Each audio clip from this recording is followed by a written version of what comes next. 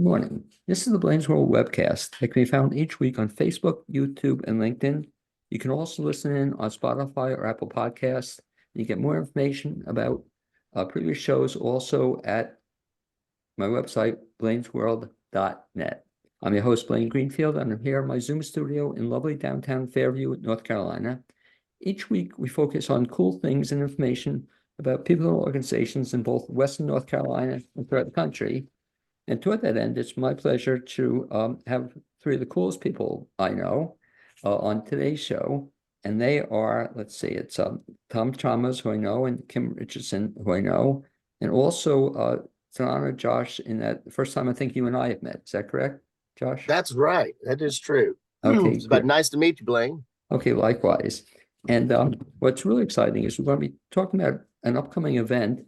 And I guess, Tom, I'll let you introduce the event because it's, I guess, at the end of this week. And that event is what? So, yes, we are all members of Asheville's premier improv comedy troupe, Riesling Price Babies. And Riesling Price Babies has been doing that voodoo that they do so well for 13 years now. And we decided that we wanted to celebrate the idea that the babies are now a teenager by doing a special event. So we'll be doing our birthday bash show at the Gray Eagle this Sunday night. And it's always exciting to get to play a room. You have watched a lot of great entertainers on that stage in Asheville, but we're really looking forward to being on the stage ourselves and getting to celebrate 13 years of existence with many of our longstanding fans as well as a few new ones. And let me ask you, Tom, I've always wondered that the name of the group itself, I just love it, Reasonably Priced Babies. How did you come up with that name? It came out of an early improv. We were sort of in that zone of what should we call the name, like you do when you form a band or otherwise. And it was sort of kind of overwhelming us with all the possibilities and things we didn't want to call ourselves and otherwise. So yeah, we're doing an extended improv, which dealt with the idea of just that. It was an adoption agency that where things were again.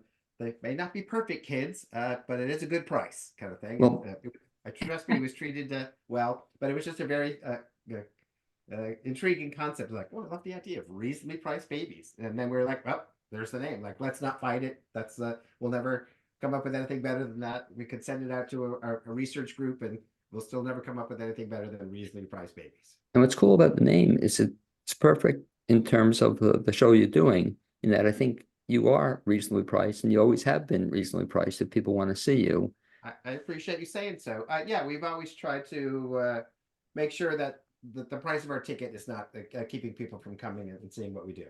Yeah. So if people want to come on this coming Sunday, you mentioned the shows at Gray Eagle, the time and how to get information and ticket price on that.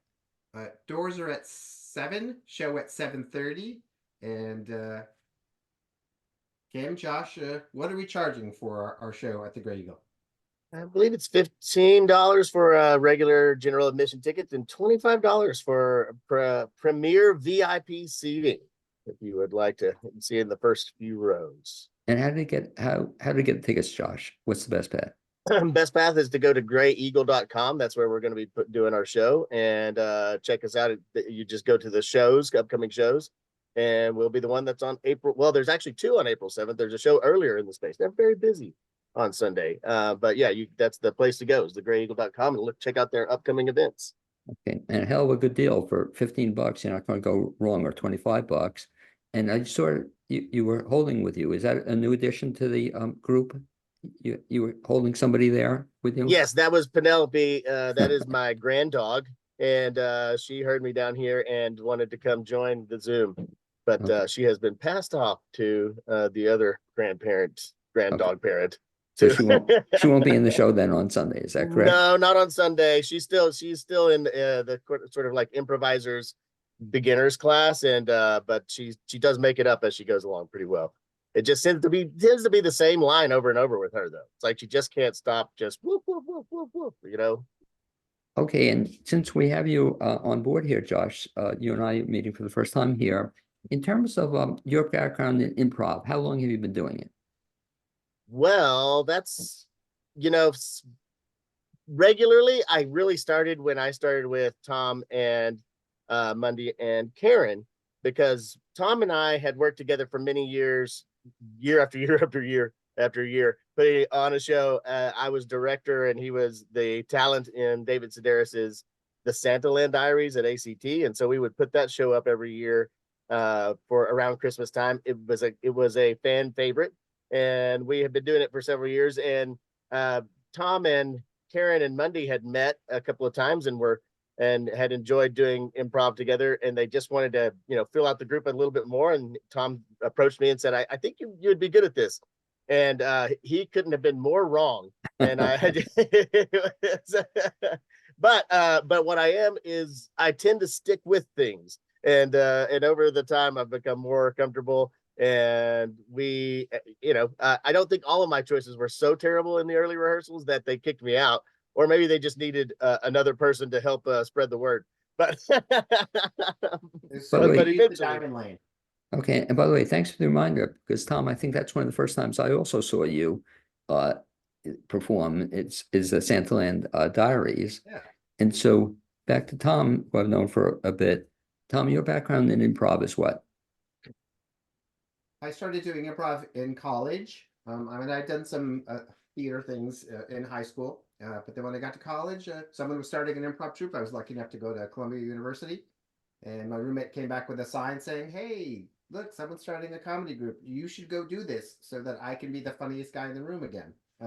So I joined up with the Columbia Improv Troupe and found what I wanted to do. I guess that's why we go to college, hopefully to find what we want to do. So I had found what I wanted to do. Not sure if that's what my mom was hoping that I would come back and saying, "Mom, I went to an Ivy League school to discover improv." But I did. So I spent my summers going to Chicago, studying at places like Second City and Improv Olympic. And then when I graduated from college, I chose to stay in New York, but continue with improv and study at the Groundlings program. The Groundlings is mainly based in Los Angeles. That's where most people know people like Will Ferrell and Lisa Kudrow and others. But they did have a New York extension called Groundlings East, eventually Gotham City Improv. So I studied with them, became a member of the performing company, a teacher, eventually the artistic director. Continued to work with some other groups in town, like Upright Citizens Brigade in Burn, Manhattan. Was part of a smaller group called You and What Army, and all that was a really, really nice thing. But eventually I left that, went to Los Angeles for a while to sort of bring to the market a lot of what I had learned from improv. And then when I came to Asheville for a couple of reasons, again, someone was starting a school, needed someone to head up the improv program, and then someone was starting an improv troupe and said, "Hey, you used to do this a lot. You should do it again." So I said yes, and I brought Josh along with me. Okay, you've been doing it ever since. And Kim, I know you, I guess, as an actor. I've seen you several times, enjoyed your work. And also, I think I saw you once in improv. But how did you get into it? Well, I came by this by way of a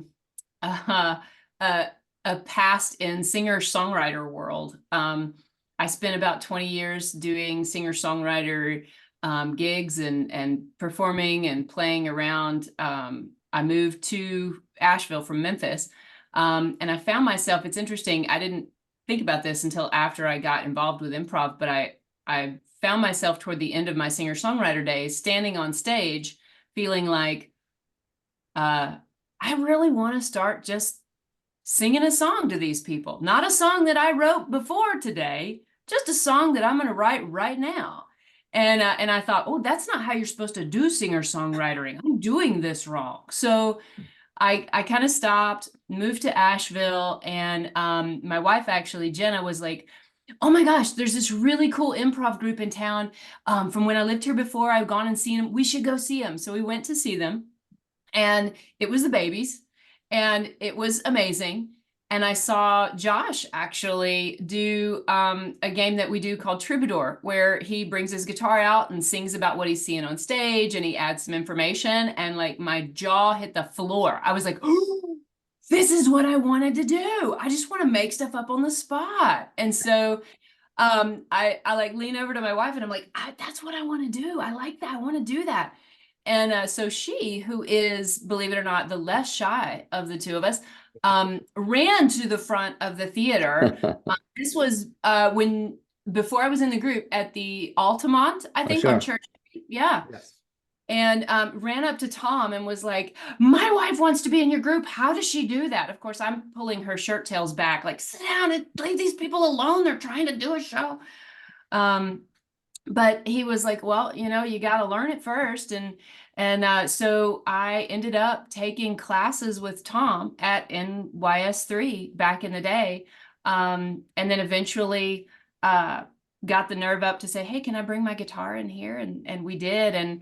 And that really, this foray into improv in Asheville is the first, you know, real trained improv that I've ever done outside of just, you know, playing with friends or that sort of thing. So yeah, the babies are completely responsible for my improv addiction. That's basically the moral of that story. And they're responsible for so many people's addiction to improv. Let me ask you, because one of the things I've admired about you, Kim, is in terms of your performance as an actor as well. And so singer-songwriter, actor, improv, do you have a preference as to what you prefer doing? Oh gosh, you know, each has their own special parts. I think acting sometimes can be a little more predictable because it's rehearsed. Improv, I think, is, I'm going to say it's a little more thrilling because you don't know what's going to happen. And singer-songwriter, I think if you mix that into either of those other two, it just amplifies it. So I think my favorite piece of the three, I think my favorite piece is the musical improv that we do and that we bring to the improv community. Are you still writing songs? Yes, as it turns out, yes, not nearly as prolifically as I did as younger me, but yeah, still working on some things. Let me ask Tom then something you just alluded to, Kim, in terms of when people think about improv, I guess they have different kinds of reactions. But Tom, I guess it also, though, does involve rehearsal too. It's just not all off the top of your head. In other words, do you guys get together to practice this stuff? We do. Yeah, it's funny that you say that word. A friend of mine insisted was always bothered by the idea of rehearsal. So improv practice. We're going to improv practice. So yeah, we do what we can. It is helpful for us to stay connected and remind us of what works well for building scenes and not falling into ruts and all that. But it is hard. We're lucky that we do perform as much as we do. We've been performing at least every month for a good amount of our time together. So knowing that there's another show coming up, whether it be 2 weeks or 4 weeks away, is helpful because Mundy Carter, another one of the members of the troupe, calls that performing for chairs, practicing improv. It's like we're missing a key component of the group, which is the audience. So we do things like Mundy's got a suggestion app on his phone that you can basically just like ask for things so we can at least feel like we're getting random elements to what we're doing.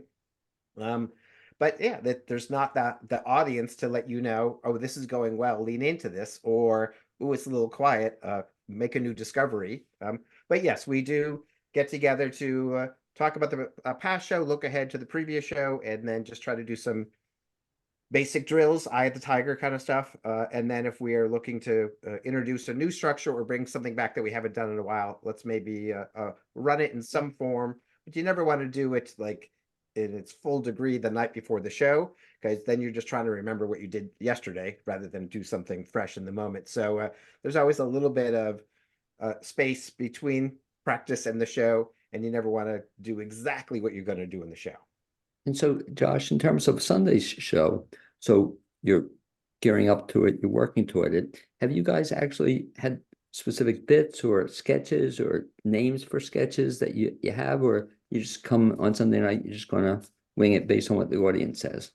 No, we have an active sort of board of games that have been suggested in a previous meeting, and so those structures sit there and we marinate on them and give our own feedback and say, well, I'm really feeling like this might be a better place better here. we always have a little bit of an intermission of a show too, so we have a chance to touch base, offset, and kind of just re-look at the second half of the show and go, well, given how the first half went, we might want to move a couple of things around, or maybe we didn't get to everything in the first half, so we'll because we want to give people a short break to go get a drink and support or something to eat in the case of the taqueria there at the Gray Eagle. So we want to give them a little break to go do their thing and give ourselves a break to assess and regroup, and then we go back and attack it again for about 45 minutes after the show, after the break. Kim, in terms of getting ready for the show, Sunday night or any other show, I've always wondered, so I'll put you on the spot by asking you this. Is there ever a time when you just can't come up with an idea, or that, you have a specific bit you're working on and you just freeze or just forget what you're trying to do? Does that ever happen? That's a great question, because I think a lot of people in the audience have that as their biggest fear. Right. And thinking of like, would I ever think of doing that? And it's like, it seems like a lot. I will say this. I think, sure, there are moments that happen where your brain kind of freezes up on you. The best part about being in the babies for me is knowing that I have the best teammates in the world. And the general rule of the group is make everyone around you look good. So if I have a moment where I come out and just my brain freezes up and everything starts to swim, I know that I'm not going to be out there by myself for long. Like, my teammates are going to see that I'm struggling and they're going to come in with an idea.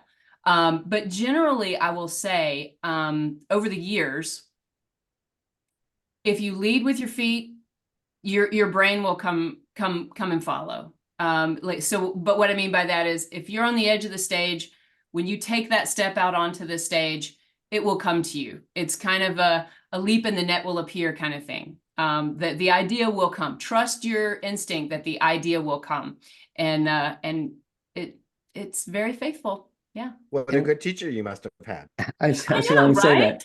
Well, I was going to ask all three of you the point about studying improv. And Kim, I know you're with, who do you work with? Your company? We're not doing this? You're with? Prestige Subaru. Yeah. And so I was going to ask you, with respect to improv, I would imagine that's a very useful skill to have, not only in terms of performing, but I don't know what you do at Prestige, or I'll ask the other guys this as well. But is this a skill you use in life other than at Prestige?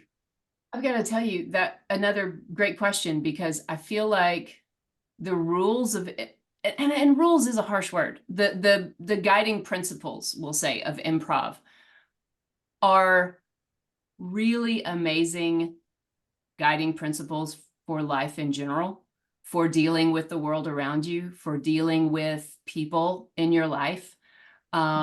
Those guiding principles, so often when people hear them, they're like, oh, that's a great, just general rule for life kind of thing. And I think it does help in any kind of relationship situation with other folks, whether it's family, it's friends, it's strangers, it's volunteering, it's work oriented. It really helps. I would say the thing that it helps do is it helps get you out of your own head and into the relationship and into your environment. We spend a lot of times up in our head, worrying about things, or, trying to plan how things are going to go, that sort of thing. And improv will help you exercise being in this moment that's happening now. Can I ask you, give me an example? You said in terms of life or work, or where it's coming to. Sure. play? So, for example, you could come into work and somebody comes into you with an urgent need, especially me in the car business. Somebody comes in, hey, I'm on vacation. I'm just traveling through. I've got to make it to XYZ in so many hours because we're making, a connection of some sort. I don't know how we're going to make this happen. Improv can help you, number one, meet what's coming at you with acceptance of, okay, I'm not going to fight this, right? This is what's coming at me. So I'm going to take this information. Now I'm going to add to it. Here's what I can do for you.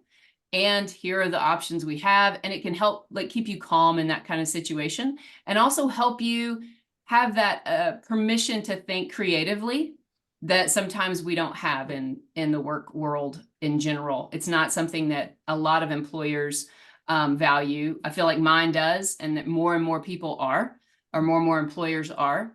But yeah, just helping those creative thinking skills and keeping you quick on your feet and not freezing up when you're brought a surprise situation like that. And Josh, the same thing too. Other than recently priced babies, I assume you do other things in life aside from performing in this troupe? Well, Yeah, I'm going to so- jump in just for a second. Sorry, Josh. Sure.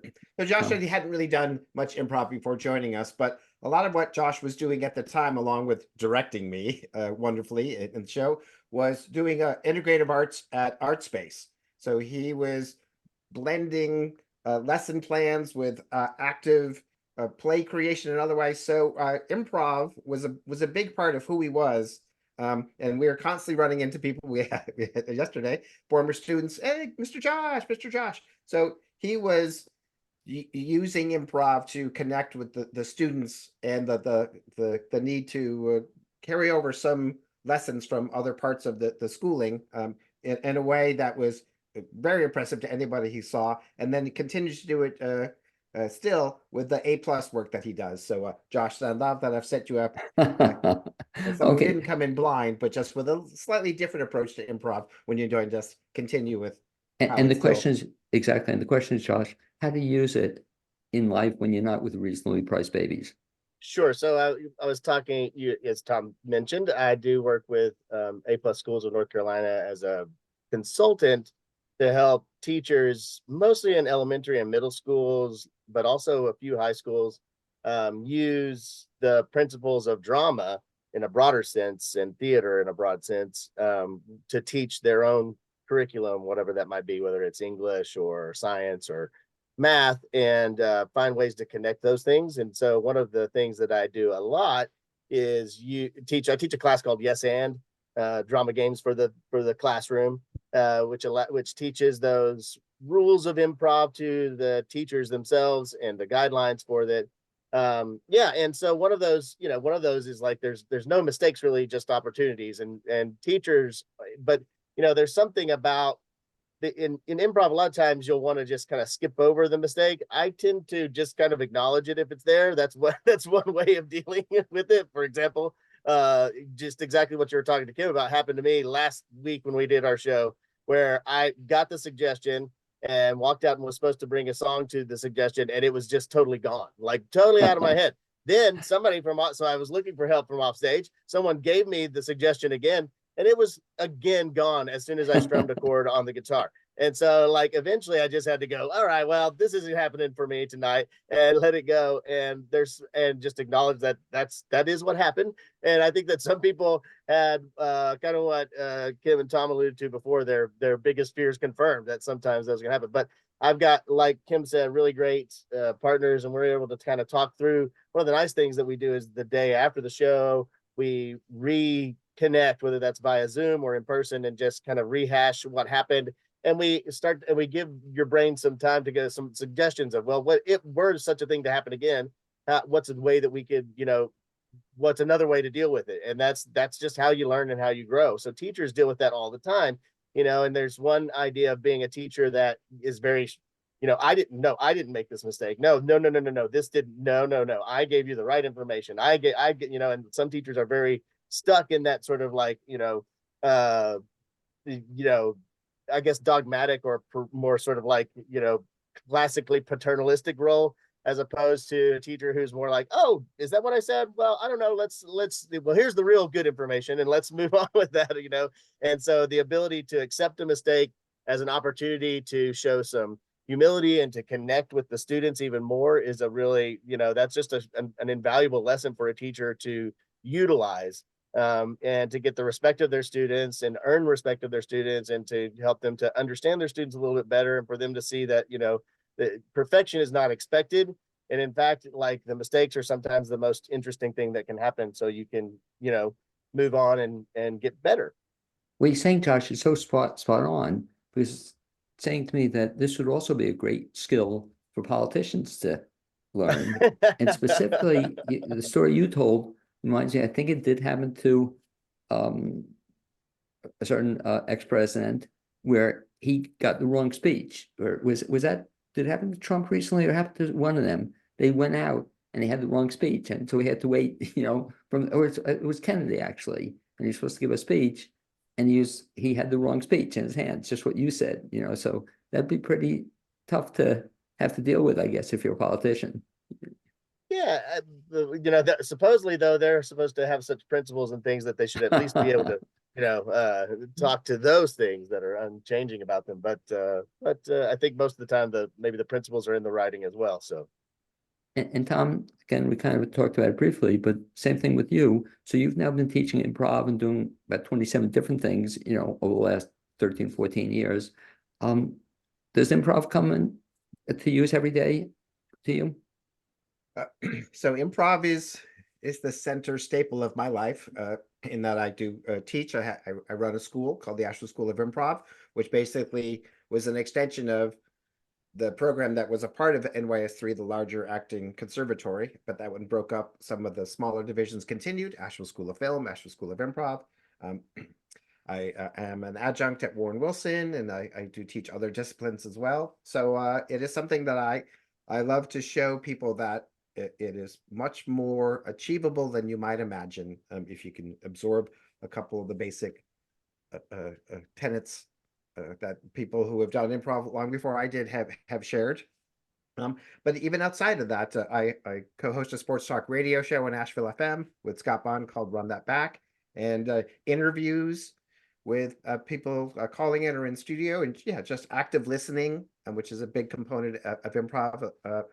And we had an idea for how this interview was going to go, but this person is choosing to share sort of a personal story that we weren't anticipating, but this is much more interesting than just discussing statistics or otherwise. So let's follow that. Let's yes and this possibility.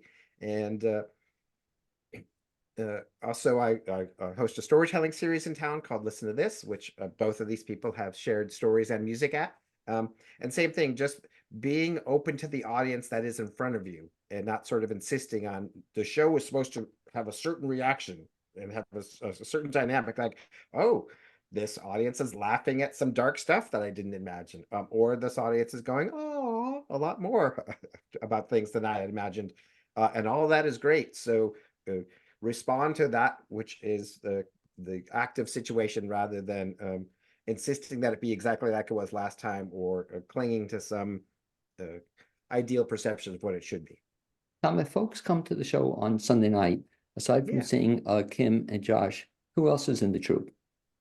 So the other two members on stage are, again, Karen Stobie and Mundy Carter, and they are sort of the two people who did start this group. And then we also joined a musical company by Aaron Price on piano, who is someone who has played in many bands around town, and we were very lucky to be able to add him to what we do early on, so that there's a constant musical score under almost everything that we do. And that puts us in a position to do some other music improv, as well as then put a bed underneath the fantastic improvising that Kim and Josh do on guitar. And we should mention that Mundy and Karen's group, In the Moment, is a nonprofit that works. You mentioned, Blaine, about using improv in everyday life, and they work with groups and with caretakers of folks who are experiencing dementia to help them learn techniques through improv to help them be better caretakers and better nurses and doctors and all of the folks who come, and social workers, all of the folks who come into touch with people who are suffering from dementia with their lives, to help them understand the ways that they have discovered through years. Karen's parents had Alzheimer's, and she was a caretaker for many years, and saw that using some of these skills with improv with your parent that you're taking care of, can be really, really helpful for a variety of reasons. And their organization is called In the Moment LLC. It's inthemoment.org, I think, is the website.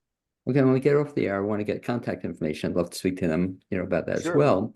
And to quick stories about that. So they were able to give a TED Med talk about this. So they're literally standing backstage with like neuroscientists and who have all these like, bio patents. So like, we do improv.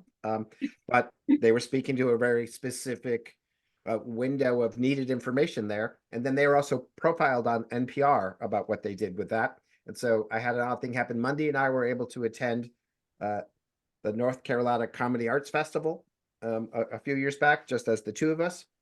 Well, sometimes we perform as a duo as Old Man Toddler, sort of an offshoot of Risley Price Babies. But we were sort of standing outside in the lobby waiting to get into, kind of the later show. And we're just having a conversation. Someone turns around and is like, excuse me, are you Mundy? Do you and your wife do the improv for Alzheimer's? It's like, yeah. It's like, oh, I recognized your voice. And I was like, I think that's the first time I'd ever had someone be recognized by their voice. But it was a story that really resonated with people, particularly those from the improv community, so that even, a couple months later, they would hear his voice in a lobby and be like, I know you. Very cool. Let me just get you guys going. I said I wouldn't hold you up all afternoon here, but in terms of following you, Josh, if people want to know more information about you and find out more, see what else you're doing, what's the best way to find you? Yeah, so I've kind of taken the opposite path of Kim and just kind of started doing putting some music out as a singer-songwriter the last few years, starting in really 2022. And you can find my music on my YouTube channel, Captain Josh Music at YouTube. The YouTube just search Captain Josh Music. You'll find some of my original and a few covers as well. Okay, and that's the best way to contact you as well. There's contact information there. Sure. Or I'm also on Facebook under my name, Josh Badenhorst. Okay, and speak to me also sometime. I'd love to do a show just on, that music stuff you do. That'd be cool. Sure. Highlight that. Yeah. Kim, same thing as well. People want to track you down. I guess there are a couple of ways to track you down. You mentioned you're with involved in automobile sales. What do you do with that?